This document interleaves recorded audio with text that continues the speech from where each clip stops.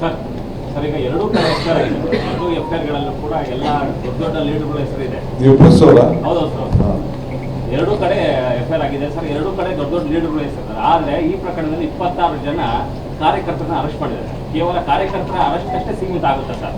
ಯಾಕಂದ್ರೆ RSSಗೆ ಪ್ರತಿ ಬಾರಿ ಕೂಡ ಕಾಂಗ್ರೆಸ್ ಪ್ರಶ್ನೆ ಮಾಡ್ತಾರೆ, ನೀವು ಮುಂದೆ ಬನ್ನಿ ಅಮಾಯಕ ಮಕ್ಕಳನ್ನ ಯಾಕೆ ಬಲಿ ಮಾಡ್ತಾರೆ ಅಂತ ಹೇಳಿ. ಬಹುಶಃ ಈ ಪ್ರಕರಣದಲ್ಲಿ ಅದು ಪ್ರತಿಧ್ವನಿಸ್ತಾ ಇದೆ ಸರ್.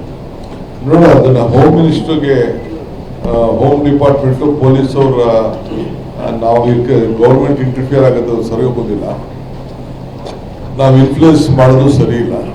ನಾವು ಪೊಲೀಸ್ ಅವರು ಯಾರ ಮೇಲೆ ಯಾವ ಸಂದರ್ಭದಲ್ಲಿ ಏನು ಸೂಕ್ತ ನಿರ್ಧಾರ ಕೈಗೊಳ್ಳಬೇಕು, ಶಾಂತಿ ಭಂಗ ಪರಿಸ್ಥಿತಿ ಸಂಯಮ ಇದನ್ನೆಲ್ಲ ಗಮನದಲ್ಲಿಟ್ಕೊಂಡು ಪೊಲೀಸವರು ಅದನ್ನು ಏನು ಮಾಡಬೇಕು ಅವ್ರಿಗೆ ನಾವು ಬಿಟ್ಬಿಡ್ತೀವಿ. ನಾವು ಇಂಟರ್ಫಿಯರ್ ಮಾಡಕ್ಕೆ ನಾವು ಹೋಗುದಿಲ್ಲ. ಒಂದು ನಿಮಿಷ ಹೇಳಿ. Post mortem multiple time same day same ಇದರಲ್ಲಿ ಮಲ್ಟಿಪಲ್ ಟೈಮ್ ಮಾಡಬಾರ್ದು ಅಂತ ಏನಾದ್ರು ಇದೆ? ನನಗೆ ಅದು ಅನುಭವ ಇಲ್ಲ. ನಾನು ತಿಳ್ಕೊಂಡ ಪ್ರಕಾರ ಒಂದೇ ಪೋಸ್ಟ್ ಮಾರ್ಟಮ್ ಆಗಿದೆ ಅಂತ ನನಗೆ. ಅಯ್ಯೋ ರಿಕ್ವೆಸ್ಟ್ ಮಾಡ್ಕೊಂಡ್ರೆ ಅರ್ಜಿ ಕೊಟ್ಟರೆ 2 ಸತಿ ಮಾಡ್ತಾರೆ ಸರ್. ಅಯ್ಯೋ ರಿಕ್ವೆಸ್ಟ್ ಮಾಡ್ಬೇಕು. ಅಯ್ಯೋ ರಿಕ್ವೆಸ್ಟ್ ನಾನು ಒಂದೇ ಕೇಳಿದ್ದು, ಒಂದೇ ಸತಿ IO ರಿಕ್ವೆಸ್ಟ್ ಮಾಡಿದ್ದಾನೆ, ಒಂದೇ ಪೋಸ್ಟ್ ಮಾರ್ಟಮ್ ಆಗಿದೆ ಅನ್ನೋದು ನನ್ನ ಮಾಹಿತಿ ಇದೆ. ರಾಜಕೀಯದ ಕೆಲವು ಚಟ ಇರ್ತದಲ್ಲ, ಏನಾದ್ರು ಮಿಸ್ಗೈಡ್ ಮಾಡೋಂಥದ್ದು ಒಂದು ಚಟ, ಸುಳ್ಳು ಹೇಳೋದು ಒಂದು ಚಟ, ಬರೀ ಪ್ರೆಸ್ ಮಾಡದೆ ಒಂದು ಚಟ ಕೆಲವರು ಇರ್ತದಲ್ಲ, ಅದ್ರದ್ದೇ ನಾನು ಆಗಿರ್ಬೋದು. ಒಂದ್ಸರಿ PM ಆಗಿದೆ ಅಂದ್ರೆ ಕನ್ಸರ್ನ್ ಅಥಾರಿಟಿಯಿಂದ ನೀವು ಪ್ರೆಸ್ ರಿಲೀಸ್ ಮಾಡಿಸ್ಬೋದಲ್ವ ಸರ್? ಹೇಳಿ. ಈಗ ಅವ್ರು ಮಾಡ್ತಾರೆ. ಎಲ್ಲಿ ಮಾಡ್ತಾ ಇದ್ದಾರೆ?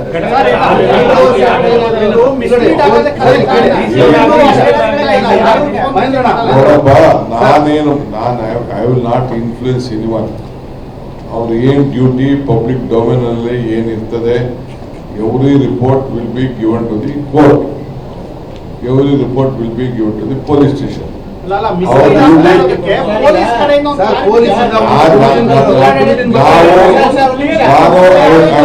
ಘಟನೆ ಆದಾಗ ಜಿಲ್ಲಾಡಳಿತ ಕೆಲಸ ಏನು, ಪೊಲೀಸ್ ಕೆಲಸ ಏನು, ಅಥೆಂಟಿಕ್ ಆಗಿ ಒಂದ್ಸಾರಿ ಅಂತ ಹೇಳಿದ್ರೆ ಯಾರಿಗೂ ಪ್ರಶ್ನೆ ಬರ್ತಿರ್ಲಿಲ್ಲ.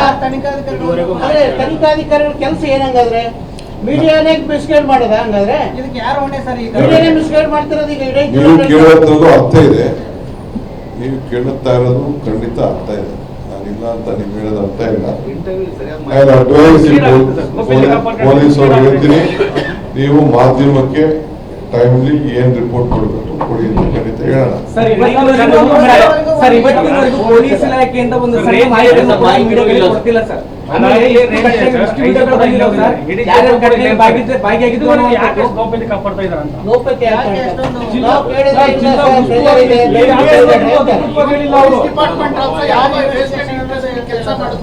ಅನುಮಾನ ಬರ್ತದೆ.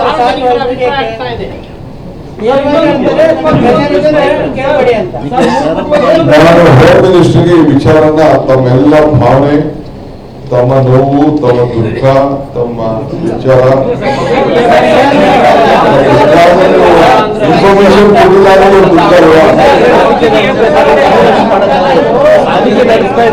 ತನಿಖೆ ಮಾಡುವಾಗ ಓಪನ್ ಆಗಿ ಆಗಲ್ಲ, ತನಿಖೆ ನಡೀತಾ ಇದೆ ಸರ್. ಯಾರು ಒಬ್ರು ಕೇಳಿದ್ರೆ ನಾವು ಉತ್ತರ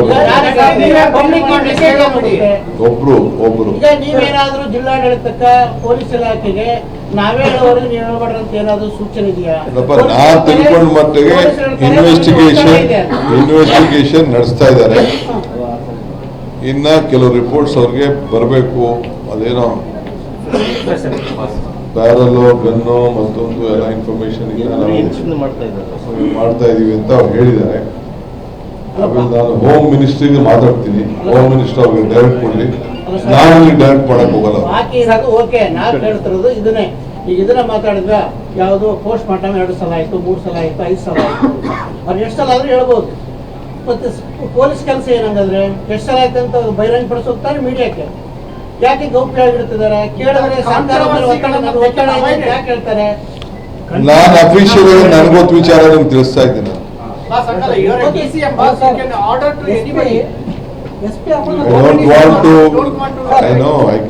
can, but I will ask the police officers.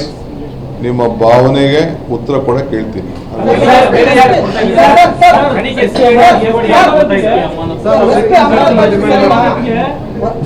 ಒಂದೇ ದಿನ ಆಯ್ತು SP ಅಮಾನತಾಗಿದ್ದು ಸರಿನಾ? ಒಂದೇ ದಿನದಲ್ಲಿ ಕಳೆದ 7 ತಾಸಲ್ಲೇ ಅವರು ಅಮಾನತಾಗ್ತಾರೆ, ಇದು ಸರಿನಾ? SP ಅವರು ಅಮಾನತಾಗಿತ್ತು. ಒಂದು ಮಾತು ನಾನು ಹೇಳ್ತೀನಿ. ಶ್ರೀರಾಮುಲು ಫೋನ್ ಮಾಡಿದ್ದು ಫಸ್ಟ್ ನನಗೆ ಇನ್ಫಾರ್ಮೇಶನ್ ಕೊಟ್ಟಿದ್ದು ಶ್ರೀರಾಮುಲು. ಏನಂತ? ಈ ತರ ಗಲಾಟೆ ನಡೀತಾ ಇದೆ. ಶ್ರೀರಾಮುಲು ರಿಕ್ವೆಸ್ಟ್ ಮೇಲೆ ಫಸ್ಟ್ ಫೋನ್ ಮಾಡಿದ್ದಾನೆ SP. SP was not in a position to speak. ಈ ಮಾತಾಡಿದ್ರೆ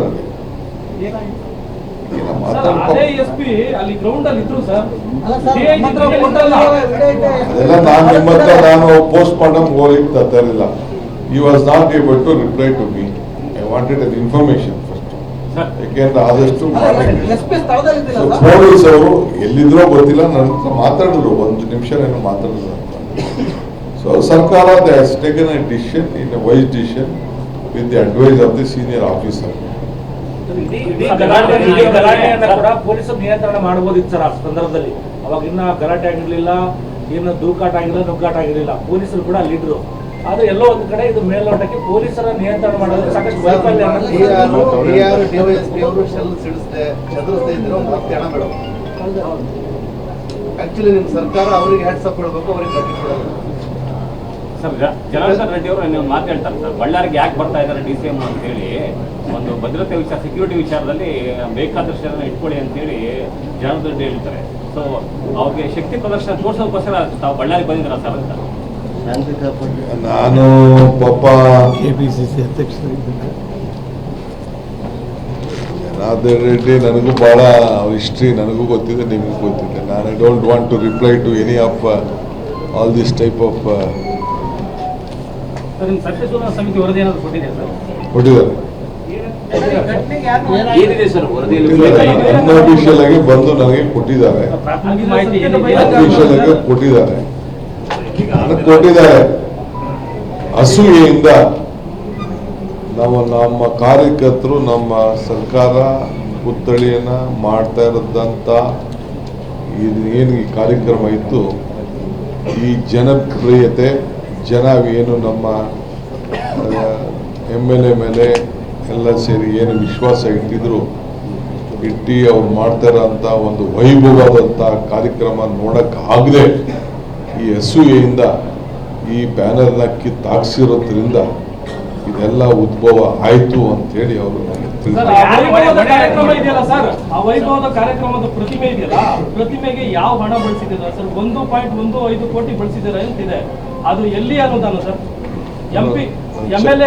MLA ಫಂಡ್ ಕೊಟ್ಟಿದ್ದಾರೆ ಅಂತ ಹೇಳ್ತಾರೆ. MLA ಫಂಡ್ ಕೂಡ ಬರುತ್ತಾ ಸರ್ ಪ್ರತಿಮೆಗೆ? ಕೊಡ್ಬೋದು ಅಂತ ನೀವು ಹೇಳ್ಬೋದು, ಅದು ಯಾವ ತರ ಅಂತ ಹೇಳ್ಬೋದು. ಯಾಕಾಗಲ್ಲ? ಅಲ್ಲ ಹೇಳ್ಬೋದು ಸರ್, ಎಲ್ಲದರಲ್ಲಿ ಮಾಡಿದ್ದಾರೆ, ಎಲ್ಲದರಲ್ಲಿ ಅಡ್ಜಸ್ಟ್ ಮಾಡಿ ಕೆಲವರು ದಾನ ಕೊಡ್ತಾರೆ, ಕೆಲವು ಪರ್ಸನಲ್ ಕೊಡ್ತಾರೆ, ಕೆಲವು ಇನ್ನೊಂದು ಮಾಡ್ತಾರೆ. ಅಲ್ಲ ಸರ್, MLA ಫಂಡ್ ಅಲ್ಲಿ ಕೊಡ್ಬೋದಾ? ಯಾಕೆ ಕೊಡಕ್ಕಾಗಲ್ಲ? ಕೊಡ್ಬೋದು. ಪುತ್ಥಳಿ ಅನಾವರಣ ದಿನಾಂಕ ಏನಾದ್ರು ಮಾಡಲೇಬೇಕಾಗ್ತದೆ. ಅದೆಲ್ಲ ಚರ್ಚೆ ಮಾಡಿ, ಆಡಳಿತದಲ್ಲಿ ಚರ್ಚೆ ಮಾಡಿ, ನಮ್ಮ ಲೀಡರ್ಸ್ ಹತ್ರ ಎಲ್ಲ ಚರ್ಚೆ ಮಾಡಿ. ಓಕೆ, ನಾನು ಜಲ್ದಿ ಹೋಗ್ಬೇಕು. ಘಟನೆಯಲ್ಲಿ ಒಂದಿಷ್ಟು ಜನರನ್ನು ಅರೆಸ್ಟ್ ಮಾಡಿದ್ರು, 26 ಜನರನ್ನ. ಪ್ರಮುಖರನ್ನ ಯಾರು ಕೂಡ ಅರೆಸ್ಟ್ ಮಾಡಿಲ್ಲ ಸರ್. ಸ್ವಲ್ಪ ನಾವೇನು ಮಾತಾಡ್ತೀನಿ.